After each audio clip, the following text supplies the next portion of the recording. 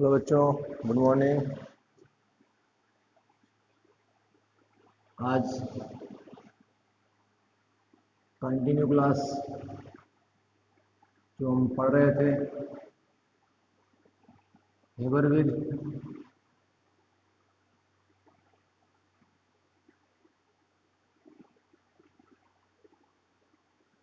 हेबरविद में हम क्या पढ़ रहे थे? सिद्धांत।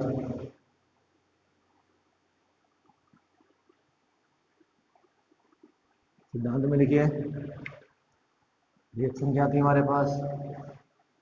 N2 प्लस 3H2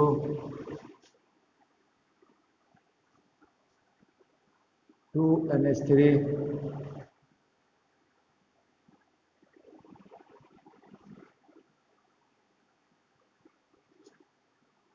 450 200 ATM से 800 ATM बाई मंडली तब 22.4 किलो कैलोरी उष्मा। तो इसमें जो है, अब हमने आपको बता दिया था कि इसमें जो है ताप, लासा तेलिए के नियम के अनुसार ताप कम। क्यों? क्योंकि ये एक उष्मा क्षेपी अपक्रिया थी। क्यों? क्योंकि इसमें उष्मा जो थी उत्सर्जित हो रही थी, उष्मा निकल रही थी। कैसे? निशान देखो प्लस का है। दाब अधिक, जितना दाब लगाएंगे, क्योंकि दाब में आयतन के कमी के साथ हो रही है। सांद्रण भी अधिक लेना पड़ेगा। जितना अधिक नाइट्रोजन हाइड्रोजन होगा उतनी अधिक अमोनिया बनेगी। तो अधिक अमोनिया बनाने के लिए ये कंडीशनें थी। ताप कम करना पड़ेगा, दाब अधिक करना पड़ेगा, सांद्रण भी अधिक करना पड़ेगा। क्यों? क्योंकि देखिए लासा तेलिए के नियम के अनुसार ताप बढ़ाने पर ऊष्मा का शोषण होना चाहिए, लेकिन यहाँ पे ऊष्मा उत्सर्जित हो रही है, मतलब ऊष्मा क्षेपीय अपक्रिया है। ऊष्मा क्षेपीय अपक्रिया है, इसलिए यहाँ पर ताप जितना कम करूंगा अमोनिया उतनी ज्यादा बनेगी। अग्र अपक्रिया की बात हो रही है। अग्र अपक्रिया में दाब जितना अधिक होगा, नाइट्रोजन हाइड्रोजन के अणु उतने ज्यादा पास आएंगे। जितने ज्यादा पास आएंगे, नाइट्रोजन बनने की अमोनिया बनने की संभावना उतनी अधिक होगी। सांद्रण नाइट्रोजन हाइड्रोजन की सांद्रता जितनी ज्यादा बढ़ाऊंगा या मात्रा जितना अधिक होगी उतनी अधिक अमोनिया बनेगी। ठीक है ना? तो इस सिद्धांत को अब लिख लीजिए इसमें। बाकी जो है कुछ बातें बची हुई हैं कि ये Fe और MO क्यों लेते हैं, तो पहले लिख लीजिए, फिर मैं समझाता हूँ इनको क्यों लेते हैं। ठीक है ना? लिखिए फटाफट इसमें।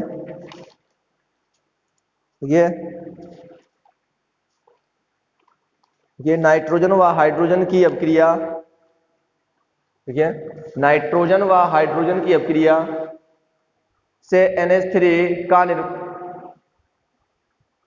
नाइट्रोजन व हाइड्रोजन की अभिक्रिया से NH3 का निर्माण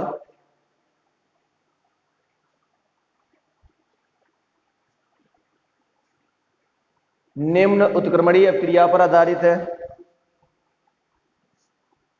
उत्क्रमणीय अपक्रिया पर आधारित है। निम्न उत्क्रमणीय अपक्रिया पर आधारित है।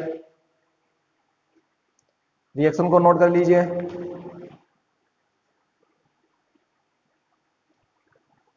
और इसके नीचे लिखिए, रिएक्शन को नोट करने के बाद लिखिए अग्र अपक्रिया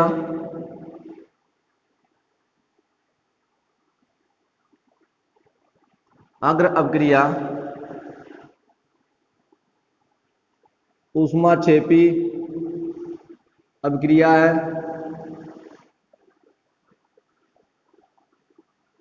अग्र अपक्रिया ऊष्माक्षेपी अपक्रिया है, इसी के आगे लगे लिखते रहना। और आयतन में कमी के साथ होती है। और आयतन में कमी के साथ होती है।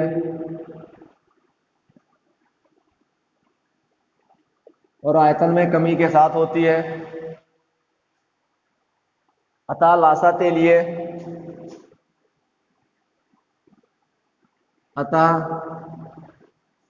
लासा तेलिए के नियमानुसार अतः लासा तेलिए के नियमानुसार कम ताप व अधिक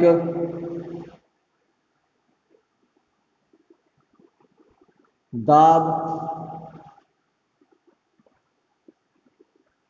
एवं सांद्रण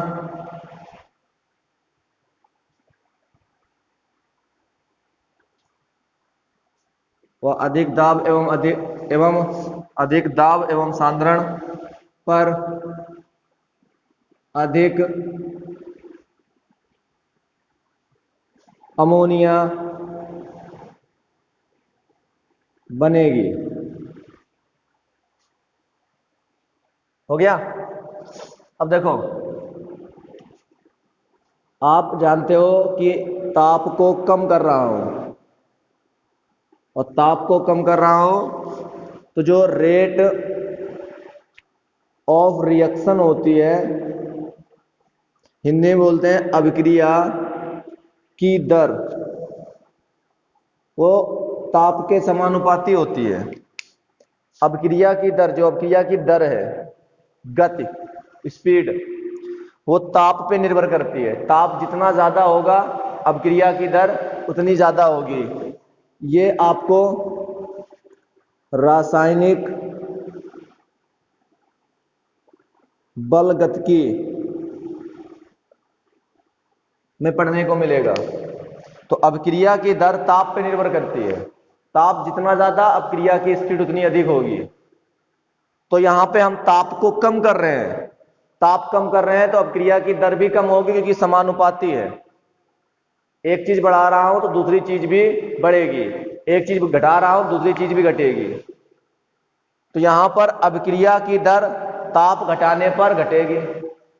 अब अभिक्रिया की अगर दर धीमी हो जाएगी तो अभिक्रिया को होने में समय लगेगा और हमें समय बचाना है, हमें समय को बचाना है। भाई देखिए, मान लीजिए अभी हम कहीं पे साइकिल से जा रहे हैं, ठीक है, या इससे पहले हम साइकिल से जाया करते थे, कहीं जाना है तो साइकिल से जाने में मुझे 1 घंटा लगता था, मान लीजिए कहीं पर भी। लेकिन अब मुझे 1 घंटे को आधे घंटे में कन्वर्ट करना है कि मुझे आधे घंटे में वहां पहुंचना है, तो मैंने उसके लिए बाइक ले ली। अब वहां पे मैं आधे घंटे में पहुंच जाता तो मेरे पास जो आधे घंटे का समय है मैं उसमें दूसरा काम कर सकता हूं। तो जो रिएक्शन है, रिएक्शन में अगर समय अधिक लगेगा तो वो रिएक्शन हमारे किस काम की, किसी काम की नहीं है।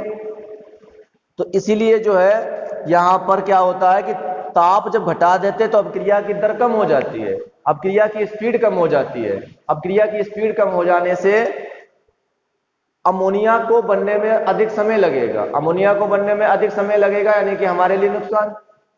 तो अभिक्रिया की स्पीड और अधिक रहे, या कह सकते हैं कि ताप कम कर दें और अभिक्रिया की दर में कोई परिवर्तन ना हो, या अभिक्रिया की स्पीड कम ना हो, या अभिक्रिया की स्पीड बढ़ जाए। तो अभिक्रिया की दर या स्पीड को बढ़ाने के लिए यहां पर Fe उत्प्रेरक का उपयोग किया जाता है। उत्प्रेरक क्या होते हैं? उत्प्रेरक वे पदार्थ हैं जो अभिक्रिया की दर को बढ़ाते हैं, अभिक्रिया की स्पीड को बढ़ाते हैं, अभिक्रिया में भाग नहीं लेते हैं। ये किसी भी कंपाउंड के साथ अभिक्रिया नहीं करेगा, लेकिन अभिक्रिया की स्पीड को बढ़ा देगा, अभिक्रिया की गति को बढ़ा देगा। ये उत्प्रेरक वाला जो पोर्शन है वो आप सरफेस केमिस्ट्री में पढ़ोगे। देखिए, ये थ्योरेटिकल चैप्टर है और इनको अगर मैं आपको समझाने लगूं तो काफी टाइम लगेगा, तो इसलिए मैंने इसको जो है क्लास में पढ़ाने के लिए सोच रहा हूं, ठीक है ना। आपको लोग क्लास में मिलेंगे या आपको मैं लिखाने के लिए सोच रहा हूं, तो पीडीएफ दे दूंगा, तो पीडीएफ में आप लोग लिख लेना, उसके बाद में जो है समझाने वाला काम जो है मैं आपको कर दूंगा, ठीक है ना। तो Fe जो उत्प्रेरक है हमारा, वो अभिक्रिया की गति को बढ़ाएगा यानी कि इसकी स्पीड को बढ़ा देगा। और जो मैंने MO लिया है वो है उत्प्रेरक वर्धक।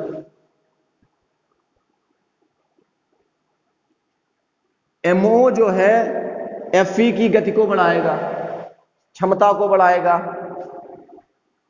क्रियाशीलता को बढ़ाएगा, क्षमता लिख लेना। MO क्षमता को बढ़ाएगा Fe की।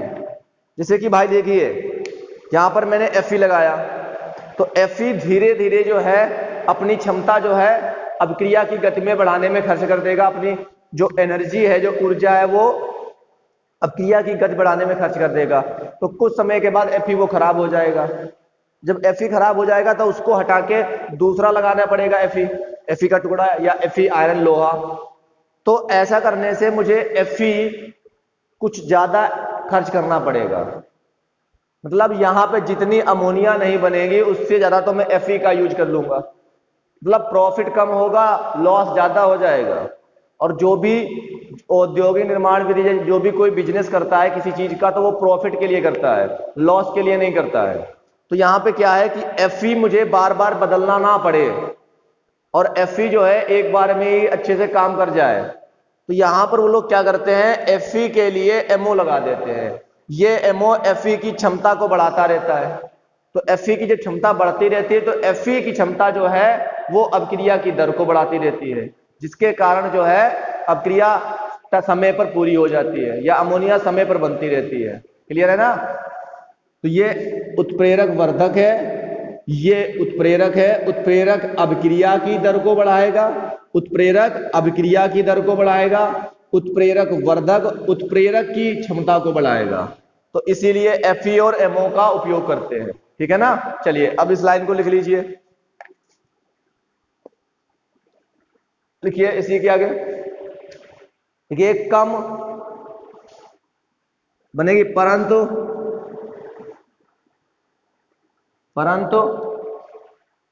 ताप कम,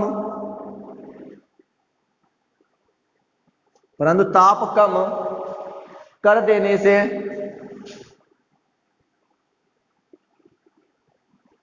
परंतु ताप कम कर देने से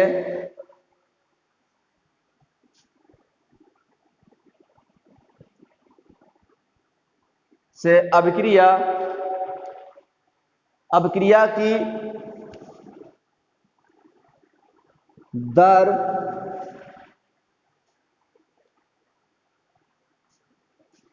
या वेग कम हो जाता है, कम हो जाता है या मंद हो जाता है।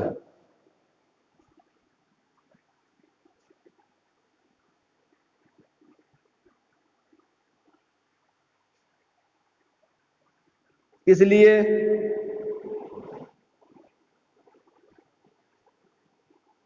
अभिक्रिया की दर को बढ़ाने के लिए Fe उत्प्रेरक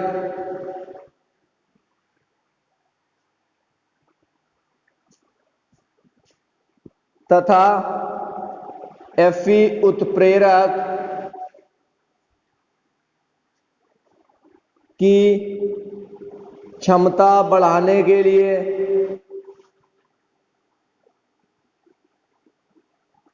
मॉलिब्डेनम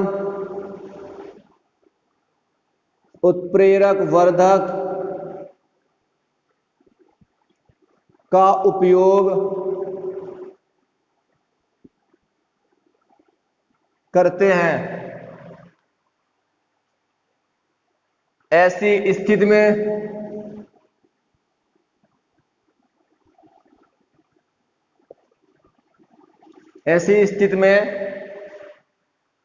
अभिक्रिया के लिए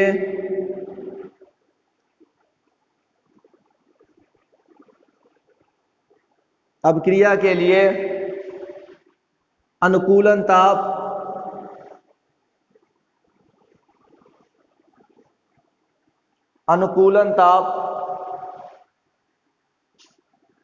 450 डिग्री सेल्सियस से 500 डिग्री सेल्सियस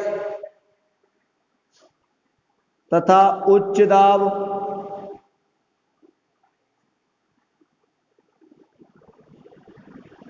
200 ATM से 800 ATM होता है।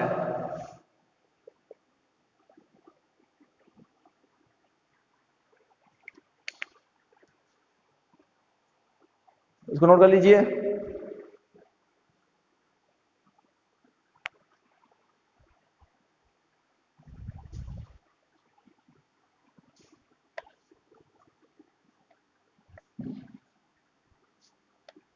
अब हेडिंग डालिए विधि।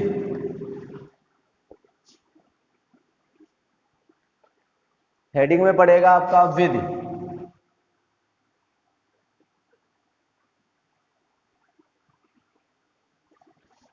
समझिए विधि को।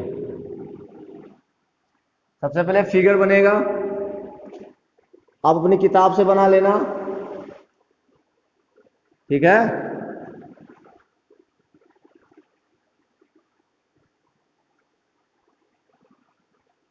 आप किताब से बनाओगे अच्छा होगा, क्योंकि यहां पे मैं अच्छा सा नहीं बनाऊंगा।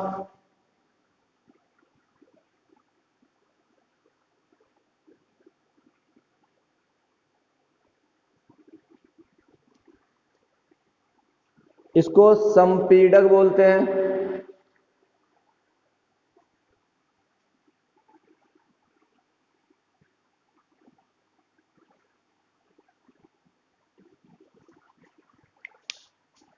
अब यहां देखो, ध्यान समझना इस बात को, ठीक है।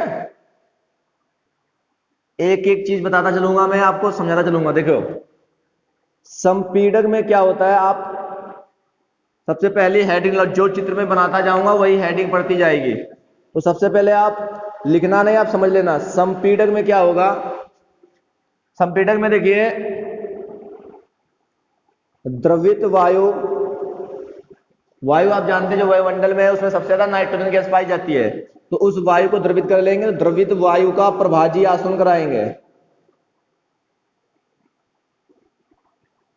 और प्रभाजी आसवन से नाइट्रोजन गैस प्राप्त कर लेंगे। तो क्या बोलना है, द्रवित वायु के प्रभाजी आसवन से प्राप्त नाइट्रोजन गैस तथा जल गैस से प्राप्त हाइड्रोजन गैस, द्रवित वायु के प्रभाजी आसवन से प्राप्त नाइट्रोजन गैस तथा जल गैस से प्राप्त हाइड्रोजन गैस को 1:3 के अनुपात में लेकर संपीडक की सहायता से शोधक व शुष्कन कक्ष में 200 एटीएम दाब पर प्रवाहित करते हैं या भेजते हैं। यहां पे ये संपीडक जो है, ये संपीडक का मतलब है प्रेशर। यहां पे ये दाब उत्पन्न करेगा, ये दाब के साथ में नाइट्रोजन और हाइड्रोजन को किसके अंदर भेजेगा, शुष्कन व शोधक कक्ष। तो यहां पे मैं बना लेता हूं शुष्कन व शोधक कक्ष, ये बन के तैयार।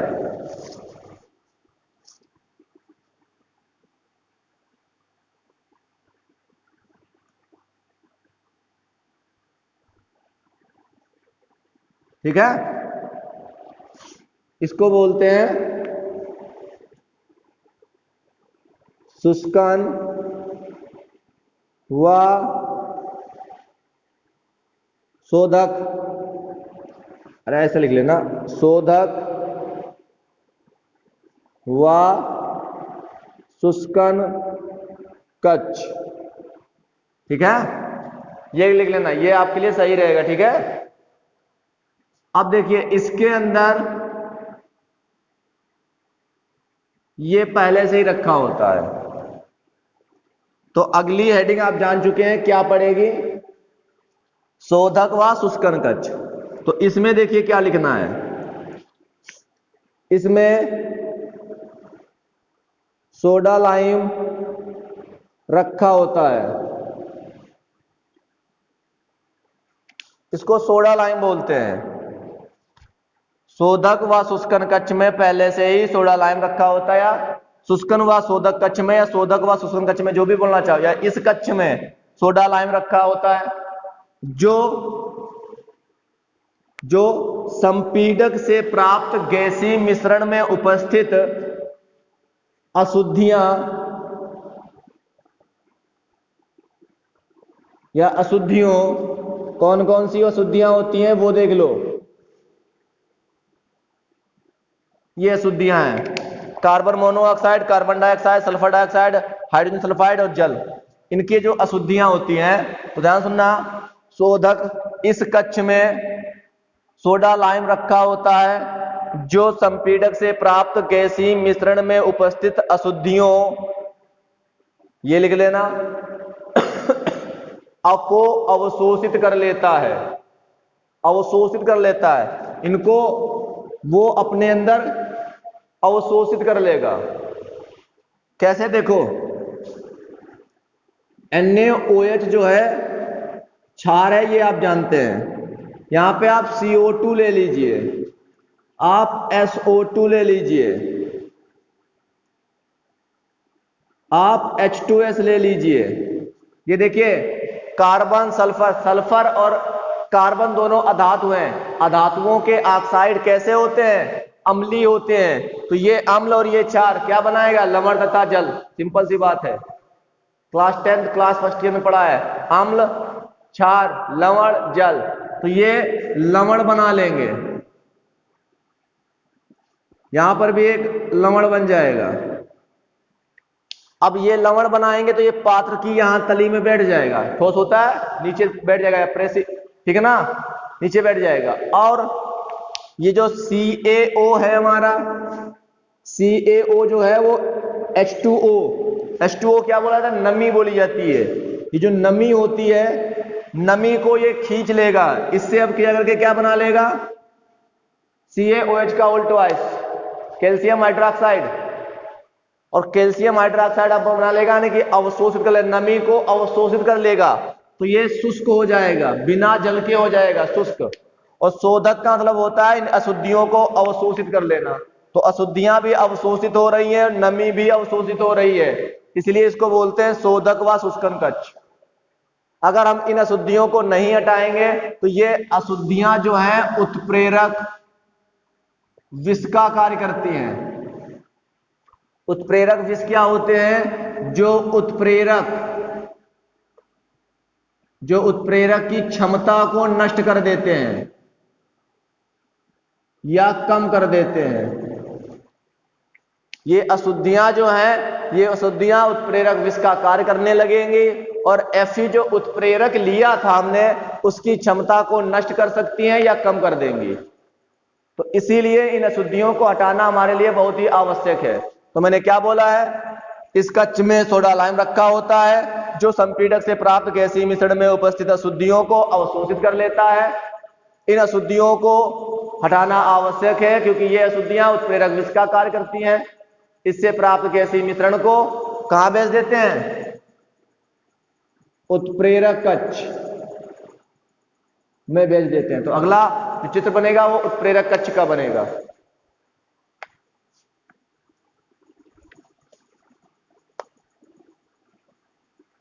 क्या हमने बोला है?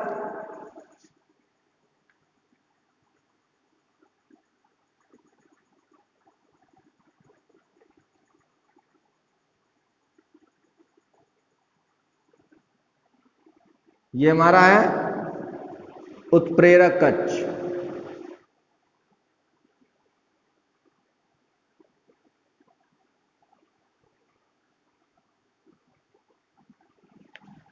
इसके अंदर जो है Fe उत्प्रेरक और MO उत्प्रेरक वर्धक रखा होता है। इसका ताप 450 डिग्री सेल्सियस होता है, और इसका जो ताप है ये विद्युत के द्वारा करते हैं, ठीक है ना। विद्युत, देखिए आप लोगों ने देखा है, आपके यहाँ जो है, जो आप इधर गोसगंज साइड में जाइए, नए गांव तरफ जाइए आप, तो उस तरफ आप देखिए बड़े बड़े तार लगे होते हैं, बड़े बड़े खंबे लगे होते हैं, उनमें जो है उच्च वोल्ट की विद्युत धारा बहती है। तो वो जो विद्युत धारा बहती है वो आप लोग इसी प्रकार की जो औद्योगिक निर्माण विधियां होती है, बड़ी बड़ी फैक्ट्रियां होती हैं, उन्हीं फैक्ट्रियों के लिए उस विद्युत का उपयोग किया जाता है। तो यहाँ पे देखिए वो जो विद्युत है, उस विद्युत के द्वारा जो है यहाँ पे जो टेम्परेचर है बना लिया जाता है 450 डिग्री सेल्सियस तक, ठीक है ना। अब ध्यान सुनना, शोधक व शुष्कन कक्ष से प्राप्त गैसीय मिश्रण को कहां भेजा था मैंने? उत्प्रेरक कक्ष में। तो लिखिए, इस कक्ष में Fe और MO, इस कक्ष में Fe उत्प्रेरक तथा MO उत्प्रेरक वर्धक रखा होता है, और इस कक्ष का ताप विद्युत के द्वारा 450 डिग्री सेल्सियस कर लेते हैं, ठीक है ना। नाइट्रोजन और हाइड्रोजन अभिक्रिया करके अमोनिया गैस बनाते हैं। इस कक्ष में 10 से 15% अमोनिया, 10 से 15% अमोनिया प्राप्त होती है। और देखिए इससे प्राप्त गैसीय मिश्रण को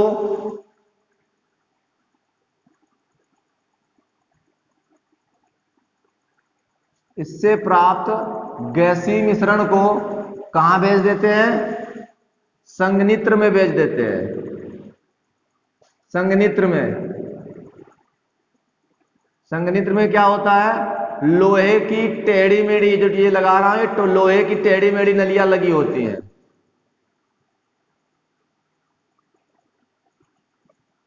लोहे की टेढ़ी मेढ़ी नलियां लगी होती है।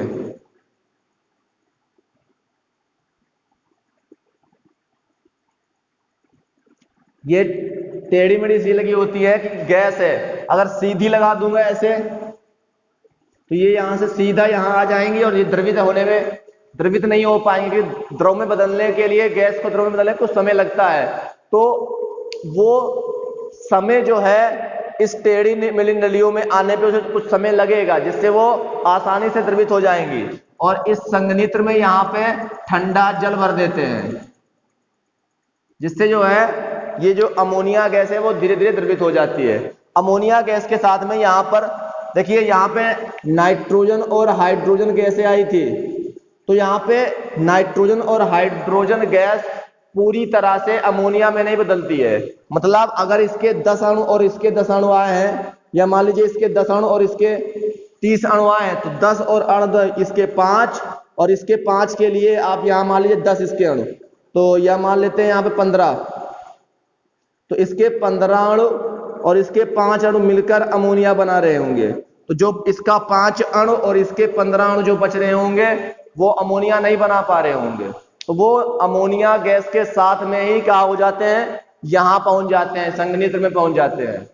तो संघनित्र में क्या होता है? ठंडा जल भरा होता है, तो वो नाइट्रोजन और हाइड्रोजन को द्रवित नहीं कर पाता है, लेकिन अमोनिया गैस द्रवित हो जाती है।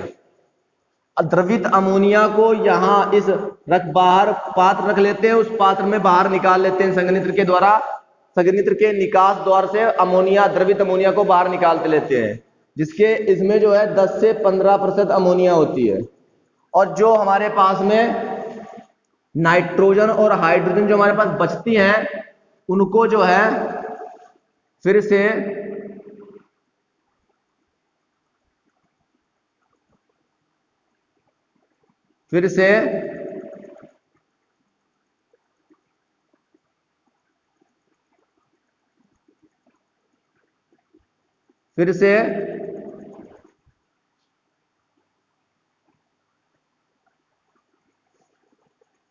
ये बोला जाता है परिसंचरण पंप।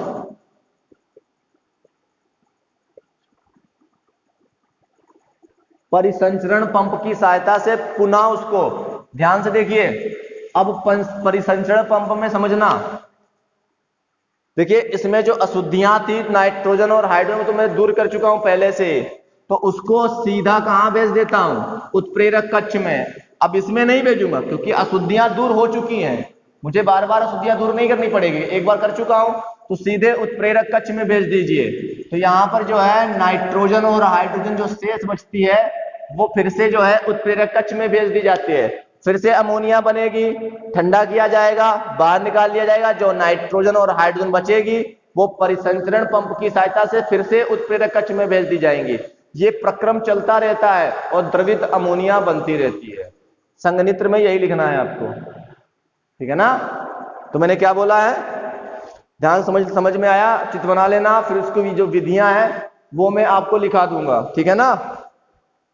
धन्यवाद। एक बार रिपीट कर दूं क्या? बोलो, रिपीट कर दूं? देखो इसमें क्या होता है, इसमें द्रवित वायु के प्रभाजी आसवन से प्राप्त नाइट्रोजन तथा जल गैस से प्राप्त हाइड्रोजन को 1:3 के अनुपात में लेकर संपीड़क की सहायता से उच्च दाब पर शोधक व शुष्करण कक्ष में प्रवाहित करते हैं या भेजते हैं। इस शोधक व शुष्करण कक्ष में, इस कक्ष में सोडा लाइम रखा होता है जो संपीड़क से प्राप्त गैसीय मिश्रण में उपस्थित अशुद्धियों को अवशोषित कर लेता है। इन अशुद्धियों को दूर करना आवश्यक होता है, क्योंकि इन अशुद्धियों को दूर करने से, इन अशुद्धियों को दूर ना करने से ये अशुद्धियां उत्प्रेरक विष का कार्य करने लगती हैं। इससे प्राप्त गैसीय मिश्रण को उत्प्रेरक कक्ष में भेज देते हैं। इस कक्ष में Fe उत्प्रेरक तथा MO उत्प्रेरक वर्धक रखा होता है और इस कक्ष का ताप विद्युत के द्वारा 450 डिग्री सेल्सियस कर लेते हैं। नाइट्रोजन और हाइड्रोजन अपक्रिया करके 10 से 15% अमोनिया गैस बनाते हैं। इससे प्राप्त गैसीय मिश्रण को संघनित्र में भेज देते हैं। संघनित्र में ठंडा जल भरा होता है और इसमें लोहे की कई नलियां लगी होती है। अमोनिया गैस इन लोहे की नलियों में से या गैसीय मिश्रण को लोहे की नलियों में से प्रवाहित करने पर अमोनिया गैस द्रवित हो जाती है, लेकिन नाइट्रोजन और हाइड्रोजन गैसें द्रवित नहीं होती है। द्रवित अमोनिया को बाहर रखे पात्र में निकाल लेते हैं या बाहर रखे पात्र में एकत्र कर लेते हैं और अद्रवित गैसें जो द्रव में नहीं बदलती हैं, तो अद्रवित गैसों को परिसंचरण पंप की सहायता से पुनः उत्प्रेरक कक्ष में भेज देते हैं। यह प्रक्रम चलता रहता है और द्रवित अमोनिया बनती रहती है। धन्यवाद, नोट कर लेना।